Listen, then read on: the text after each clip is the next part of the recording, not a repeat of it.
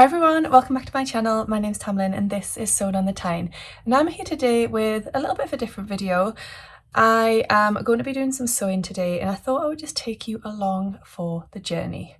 So what I'm going to be sewing up is some lovely jersey pyjamas for my little boy Taylor. Taylor is 3.5, he turned 3 in July and we're now in October. So yeah, he's just wonderful, but you know, we're not here to talk about that. We're here to talk about the fact that he needs some new pyjamas. Taylor always wears jersey pyjamas for bed. I just think they're super comfortable, and they're all pyjamas that I've made for him or somebody else has made for him. And they comprise of some bottoms, usually harem pants, and then a nice comfy jersey top. So I haven't made any new ones for Taylor for quite some time now because he's at an age where he can get away with wearing things for a lot longer. He's not growing out of things all of the time. We like to get as much wear out of things as possible, but it's just getting to the point now where the tops are getting a little bit snug. The bottoms not so much, but the tops are definitely getting a bit snug. And I think it's time that we had a little freshen up, a little update, and he was treated to some new pyjamas. Well, this new fabric came into work the other day and I just knew it was perfect for Taylor straight away. It's green and that is his favourite colour. And it's also got gingerbread people on, and he loves gingerbread people. Whenever he sees them, he calls them gin bread. Well, he did call them gin bread. He now seems to be saying it properly, which is fine. It's fine. I'm okay with that. But you know, when they're little and they say words in a different way because they haven't quite got the proper word yet, and it's really cute. And then they start saying it the proper way and you're like, oh, this is brilliant and amazing, but I kind of miss the cute gingerbread. Anyway, I digress. It's this adorable gingerbread people fabric. So it's green and it's got all of the little biscuits on and then some holly and some candy canes, and it's on like this mottly green background. It's by Stuff of Denmark, so it's like super soft. It's just a cotton spandex jersey, so 95% cotton and then 5% elastane or spandex to give it that lovely stretch. And then I wanted something plain to use for all of the bands, and I went for a bottle green because I thought that just tied in really nicely with the green and the holly, and I think it was a really nice combination. So I'm going to be sewing him up some pyjamas. The patterns that I'm going to be using are the harem pants by Waves and Wild. I'm just going to look at them here so I can tell you the information correctly. So the harem pants by Waves and Wild is a pattern that comes in premature / small newborn up to age 12 size, and it's 14 Australian dollars to buy this. Now I've got this pattern from way back when Waves and Wild was actually made by Jack's mum, but now they've rebranded, and the pattern, as you just heard, comes in a great age range, so it's going to serve you really well for, you know, all different ages of children. It also comes in PDF format, but you can either print that at home, you can have it copy shop printed, or there is also projector files as well. So if you use projectors, then it'll be great for you. So that is what I'm going to use for the bottoms. And it was really simple when I cut out the pattern pieces actually, because you've just got one pattern piece, which is the front and the back. You just cut it out twice on the fold. And then you've got your waistband and your cuffs, but you just draw those rectangles yourself. It just gives you the measurements for those, which is great. And then the top pattern that I'm going to be using is a free pattern, and it is the Ringer Tee by Brindle and Twig. So this one comes in 0 to 3 months up to 5 to 6 years, and you can make it as a short sleeve version or a long sleeve version. I'm going to be doing the long sleeves, and it's just got a little neckband, little cuffs and a little hemband, just like a sweatshirt really. And yeah, it's a free pattern, so it's great. I really love Brindle and Twig patterns. I think they're probably my favourites for children's patterns, but Waves and Wild I also love too. So I'm really happy to combine the two into these pyjamas for Taylor. Now, since I mentioned these to Taylor about 5 days ago, he's asked me every single morning and every single night for these pyjamas.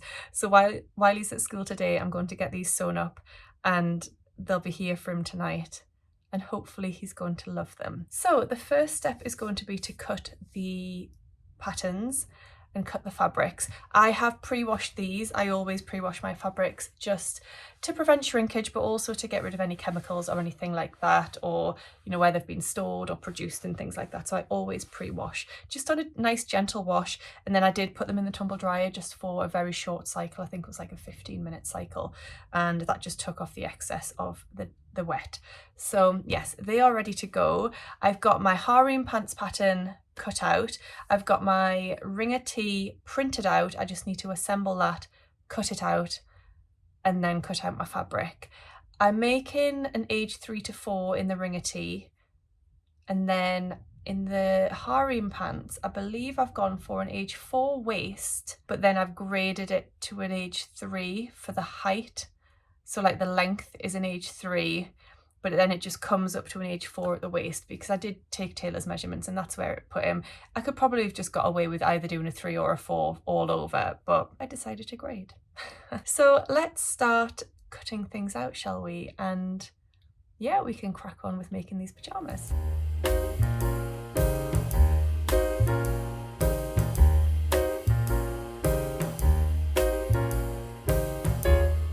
So I've stuck together the PDF. You might have noticed when I was sticking that together there was only one line to follow, and that's because I used the layers function on the PDF.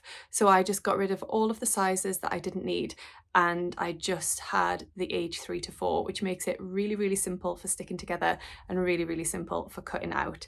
So obviously if you needed to grade between sizes, you could print out a couple of sizes, but yeah, you just select or deselect the layers function. In the instructions, it tells you how to do that. So that's really great. I was using my little guillotine just to trim off the edges of the pages to make it really easy to stick them together.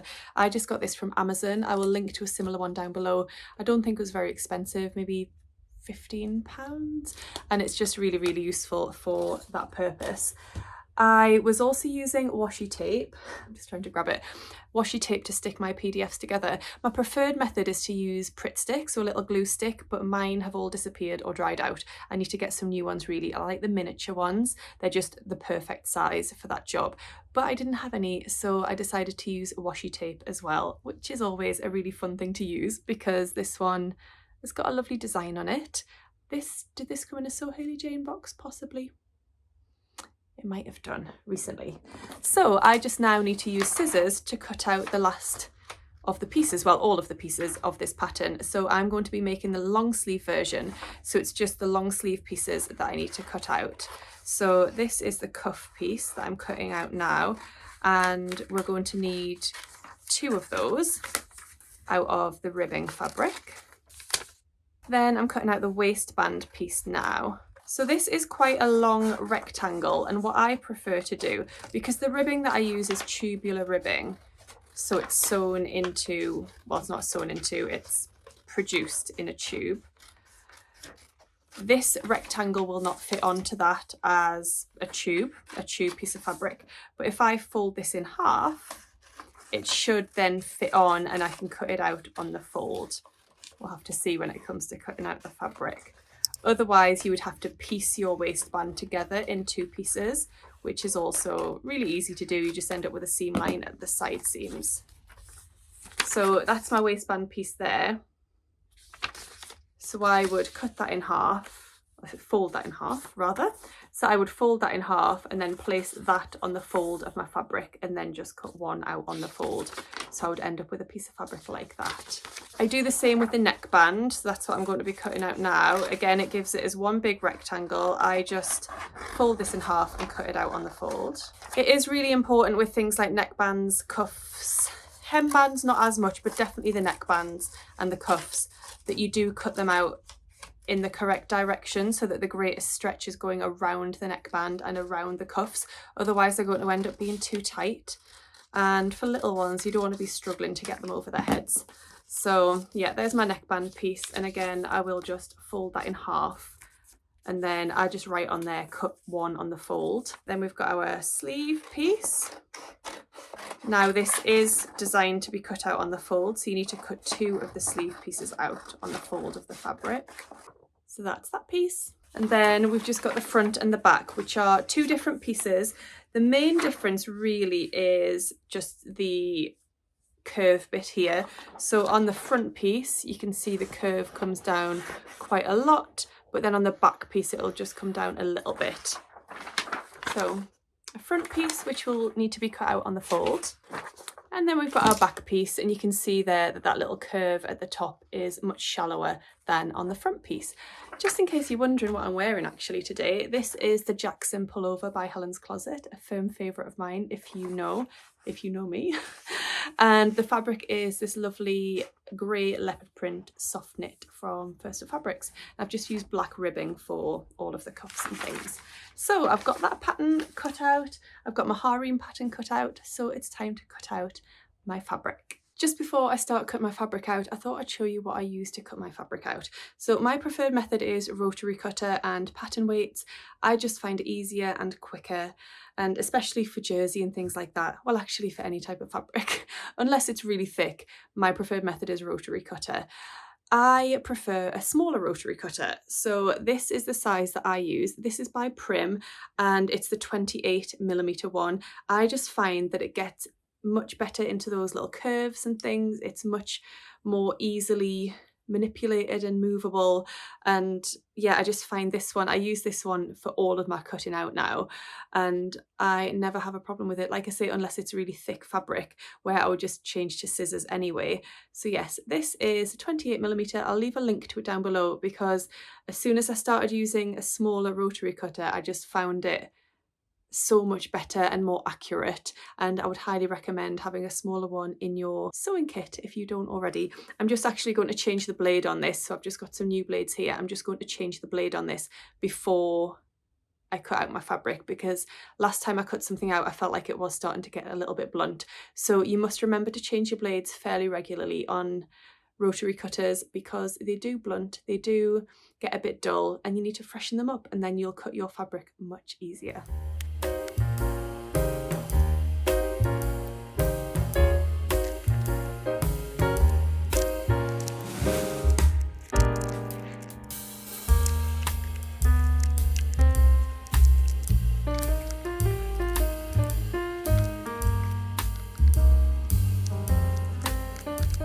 So you've seen me cutting out all of the ribbing pieces, and now I'm cutting out the actual main pieces out of this incredible fabric. I'm just going to go ahead and cut the rest of them out rather than film it, because I don't think you need to see me cut out every single piece. But just a couple of things to note. You may have noticed me using a tape measure. So I was just, once I'd folded the fabric, making sure that the distance from the selvage to the fold was equal all the way around, all the way down, so I knew that my fabric was nice and straight and on grain and things like that. I don't fold my fabric all the way from selvage to selvage. I rarely do that. I tend to fold a small amount in, as small as I can, to fit particular pattern pieces on. And then I just find that that way doesn't waste as much fabric as just folding it all in half and placing your pieces out that way. So yes, just a little tip there, and always handy to have a tape measure to hand. The other thing you may have noticed me doing is using some scissors just to snip into the top and the bottom of the fold line on every piece that I cut out on the fold. I always do that as a matter of course on every single pattern that I cut out, whether the instructions tell me to or not. I just think it's really useful to have that little snip so you know exactly which is the halfway mark on that pattern piece, because when it comes to things like inserting a waistband or a neckband, you're going to need to know where that notch is. So some patterns tell you to do that, many patterns don't, so I have just always done it as a matter of course, and I find it really useful. Just make sure your snip is just teeny tiny. You don't want to be cutting into it so then it would go beyond the seam allowance, because then you'll have a little hole in your garment. So yes, I'm going to go on and cut out the rest of the pieces that I need for the pyjamas. So I've got everything cut out. I have got some leftover of the fabric. I don't know how much is here. I started out with 1 meter of this fabric, and I've got the full length of the meter, but only this width. So I'm not sure what to do with that really. It stretches in both directions, so I could use the fabric the other way, if you know what I mean. So I'll either make a little t-shirt for Taylor that he can wear sort of out and about rather than it being pyjamas, or don't know if there'll be enough to make like a little vest top for me. That would be really cute, wouldn't it? And then I could make some pajama bottoms to go with it if I just had like a little, I think that's what I'll do, just make a little vest top if there is enough. And I've got a little bit left of the rib, but not very much. I think I had 60 centimetres of that, possibly. So I'm going to construct the whole of the pyjamas on my overlocker. You don't need an overlocker if you want to make this sort of thing. You can do it on your sewing machine either by using a stretch stitch, or you can use Maraflex thread, which is the thread which has a little bit of stretch in it, so that you don't need to use a stretch stitch and you can just use a straight stitch. I always lengthen my stitch length a little bit when I'm doing that. So yes, I'm going to use my overlocker for mine. I'm going to load my overlocker up with white thread on 3 of the needles. So the 2 loopers and then my right hand needle, and then my left hand needle is going to be this lovely green colour. If any of the thread shows through a little bit at the seams, then it will be the left hand needle that shows through. So I'm going to use that lovely green colour. And then the colour that I've got for the top stitching, which I'll do with Maraflex, I'll only top stitch the neckband, I won't top stitch anything else, is this lovely green shade, which is 561 Maraflex. I had that in my stash already, so that'll be perfect just for top stitching that neckband down.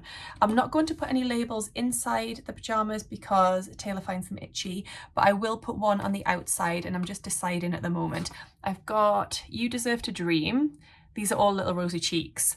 And then I've got some Made by Mummy ones, which are just so cute. So I'll just see which one I fancy at the end. The only label I'm going to put on is on the hemband of the top, and that's just for a little bit of extra detail and just because I like it. So I need to get my overlocker threaded up, so that's what I'm going to do now.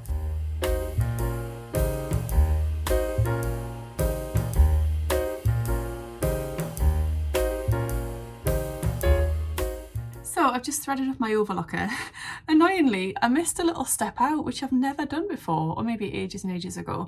We were talking last night at my sewing social about overlockers, and I was actually saying I find mine really easy to thread, but I realise maybe as you get older, or if you're maybe not as, is it dexterous? I don't know. It can be quite difficult, and you know, with eyesight difficulties and things like that, it can be really tricky to thread them up. So I know air threaders are an option, but very expensive.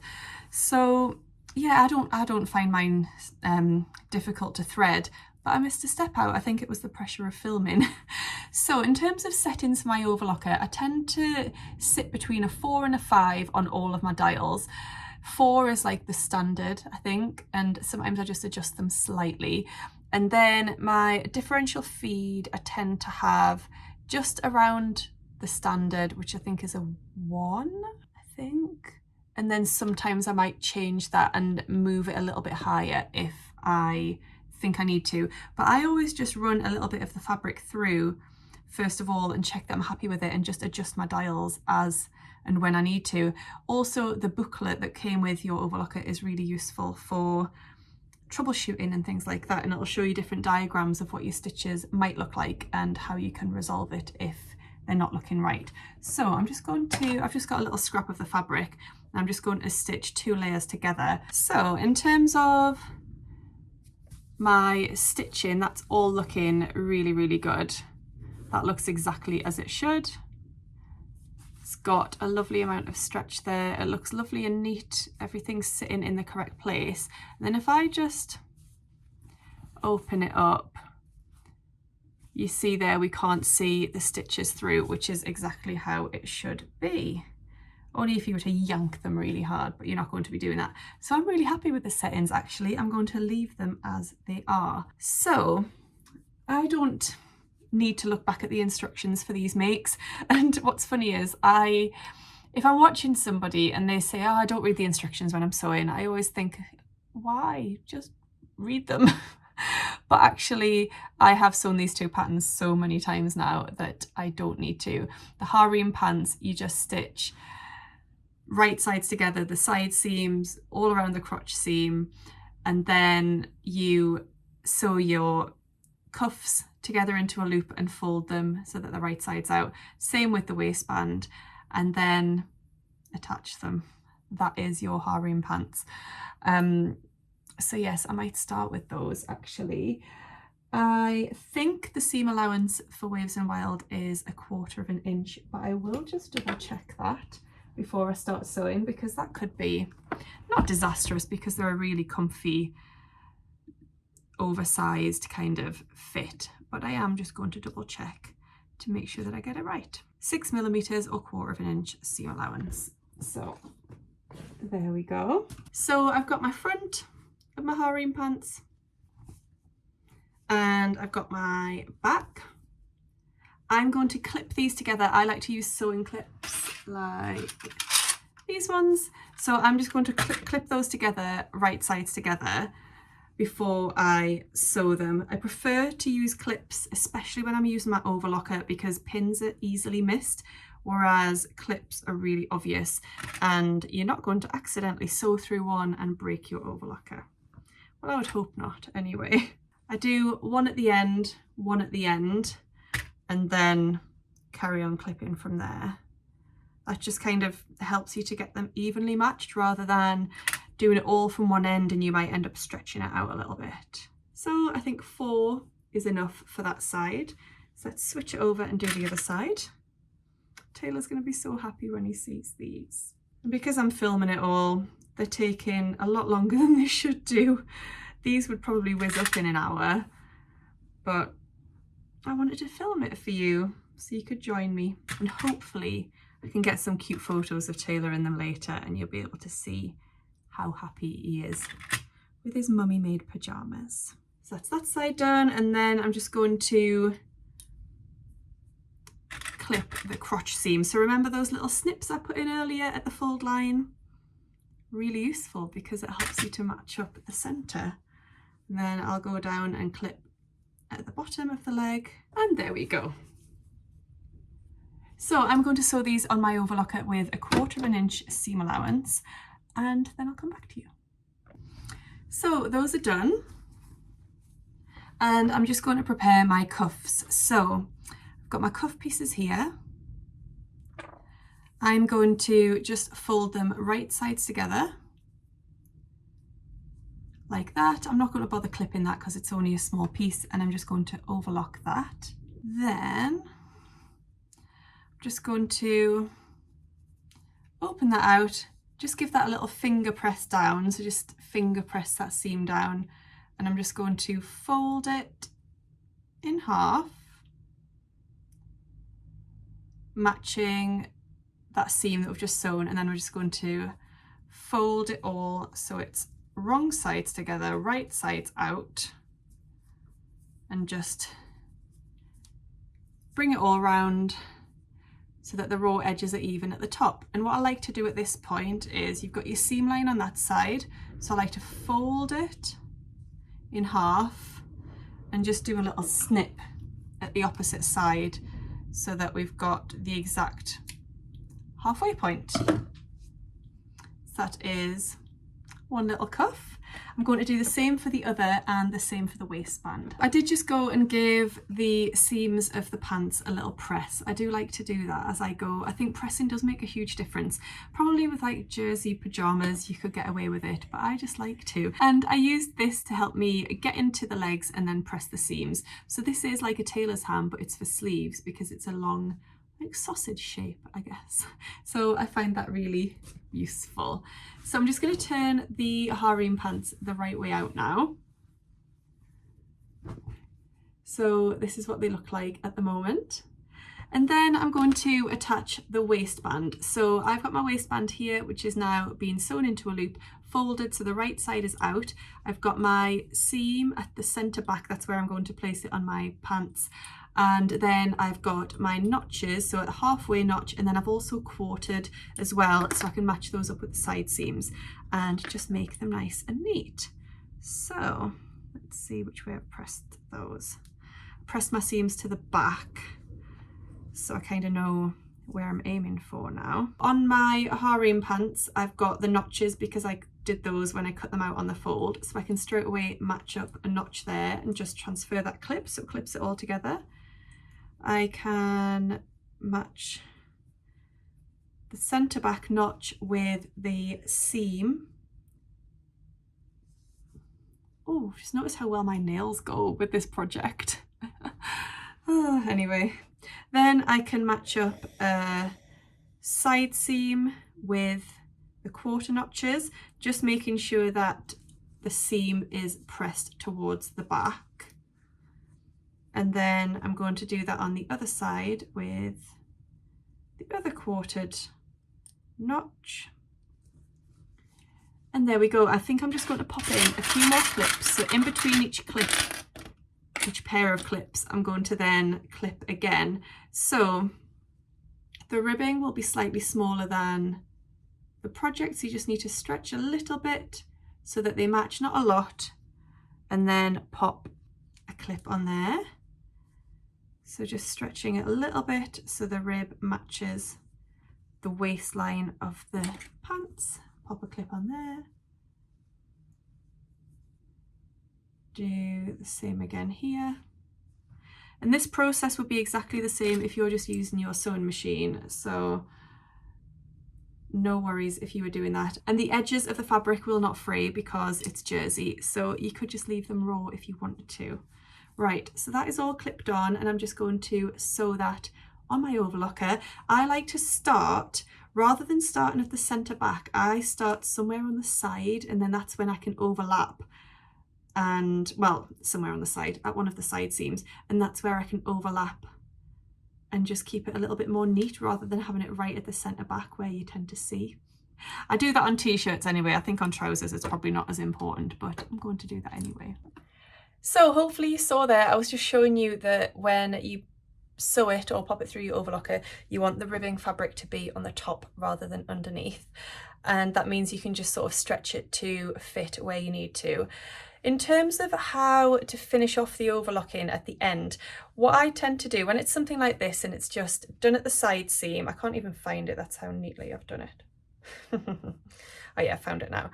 So because I've done it at the side seam and it's not going to be seen, all I do is I overlap. So where I started the stitching and then where I end the stitching, I overlap it by, I don't know, maybe an inch, and then pull it away from the machine once I've stopped sewing, and then I just trim it off. Because I've overlapped them by about an inch, it just secures those stitches, so when I trim them off, nothing's going to unravel. Alternatively, what I often do is if I'm doing it at the edge of the end of a seam that's not going to then be overlapped with anything, if you know what I mean, like on a t-shirt at the end of that seam, then I would just get a needle and thread the loose threads at the end, just thread those onto a needle and take that needle back through your stitches and then snip off any excess. That's another way that you can secure it. But I think it looks really neat there anyway. And now we've got the waistband of our trousers. So I'm just going to do the same with the cuffs. I don't tend to quarter the cuffs as well. I just halve them and then I can match the seam and the notch up with the two side seams of the pants, and then I just kind of stretch it and pop a clip in. I don't quarter them. I think with something so small you don't need to be as accurate. So I'm going to do that now, and then we'll have a beautiful pair of finished harem pants. And we have a finished pair of harem pants. Looks a bit skew off there, but it's not. So I'm really happy with these. I feel like they might be a little bit big for Taylor, but we shall see when he tries them on later. Hopefully they'll be nice and comfortable for him. So just in terms of the cuffs at the bottom, I matched the seam of the cuff up with the inside seam of the trousers. And I'm really happy with how they've turned out, and I think they're going to be really comfortable for him.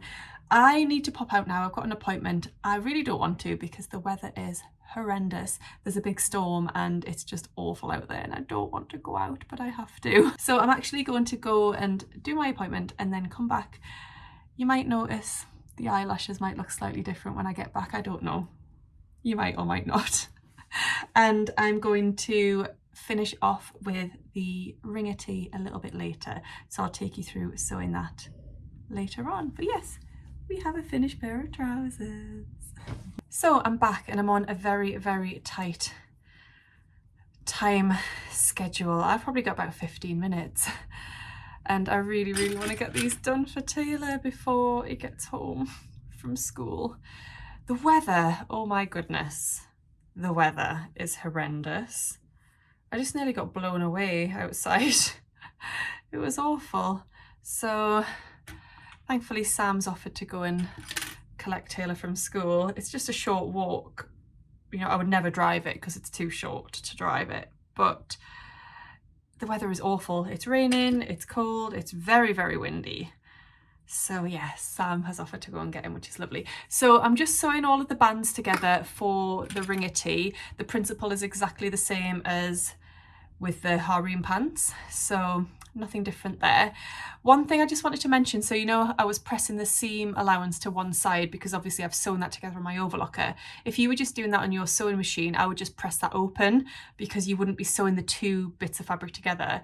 You'd sew the seam and then the two bits of fabric would lie flat if you just press them. So yeah, I would just press them separately in that case.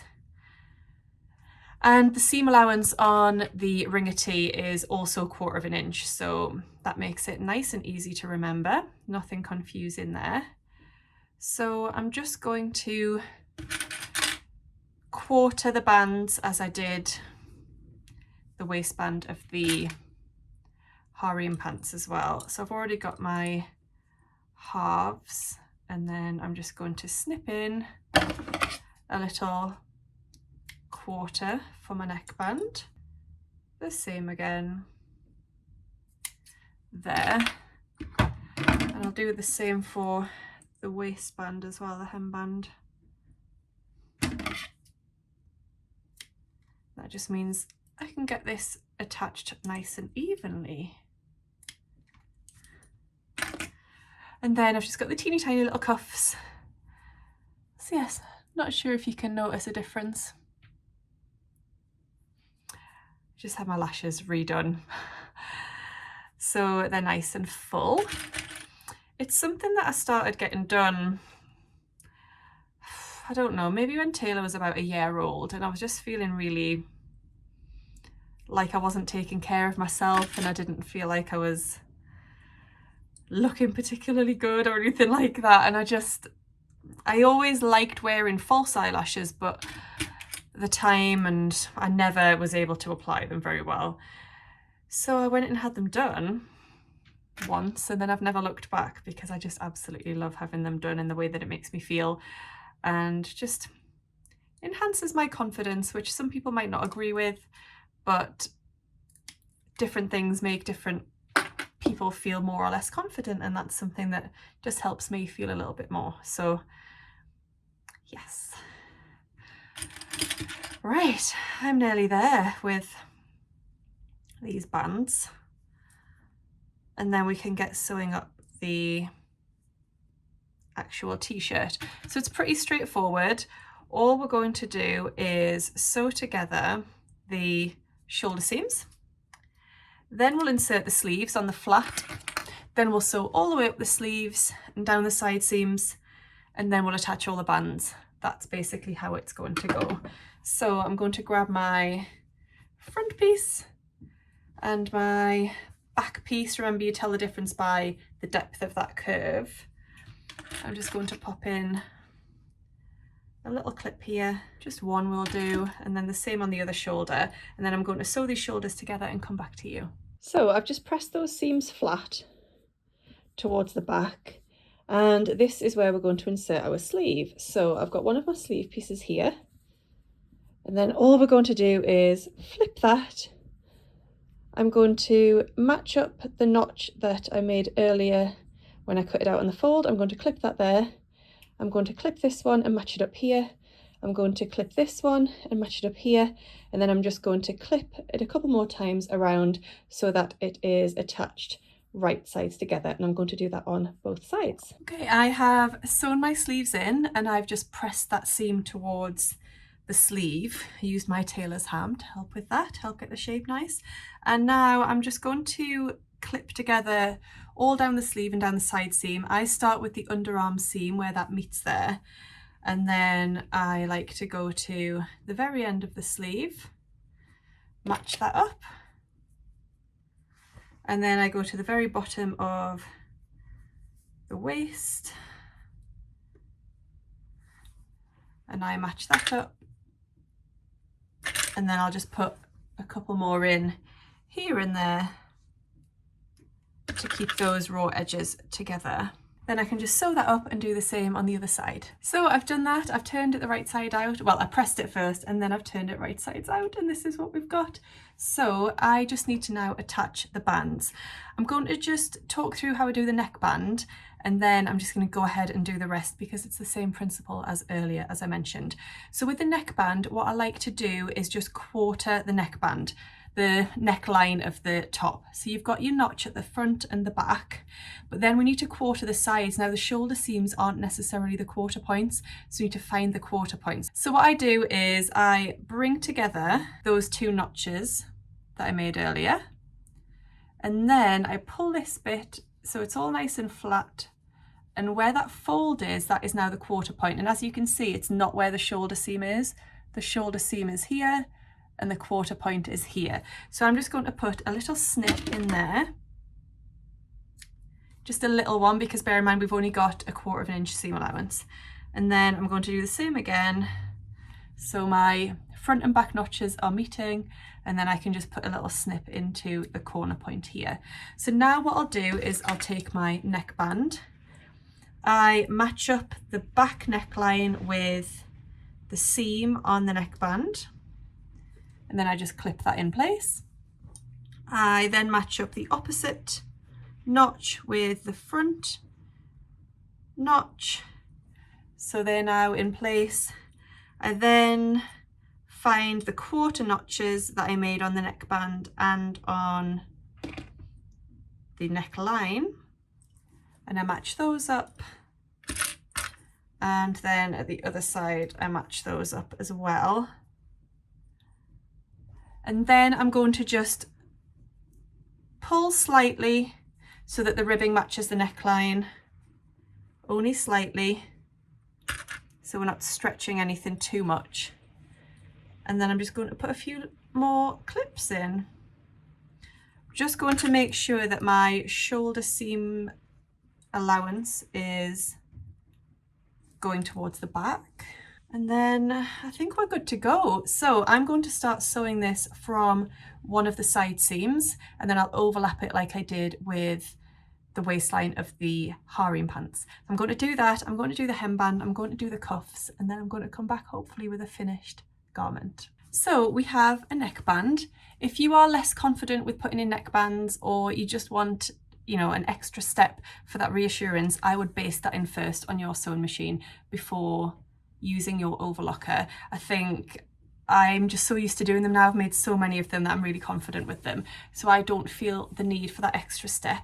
But there we go, and now I'm going to do the other bits. And I've done it. It is literally 4 minutes to 3. Taylor finishes school at 3, and I have just finished. Well, I haven't top stitched the neckband down, and I haven't added the label to the hemband, but what I think I'm going to do is actually do that tomorrow, because Taylor is so excited about these pajamas, and I told him they will be ready for him this evening, and I don't want to let him down. So here we go. All I'm going to do before I go and fold them up and pop them onto his bed is I'm just going to give it a little press. Sometimes the hemband especially, you can see there, can look a little bit wavy when you first finish, so a bit of steam and a good press is going to just sort that right out.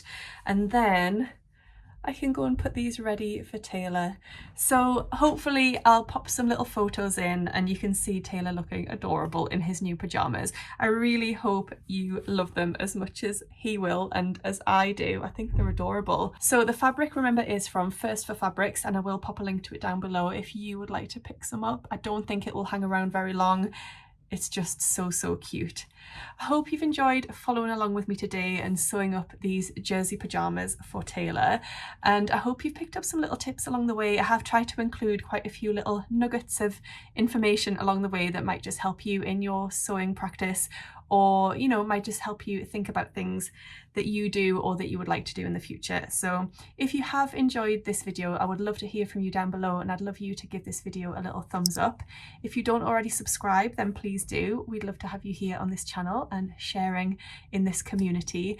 And if you did want to support me in any other way, then I do have a Ko-fi account, which is linked down below, and you can buy me a virtual coffee. So thank you so much. I hope you're all really well, and I'll see you again soon in my next video. Happy sewing. Bye.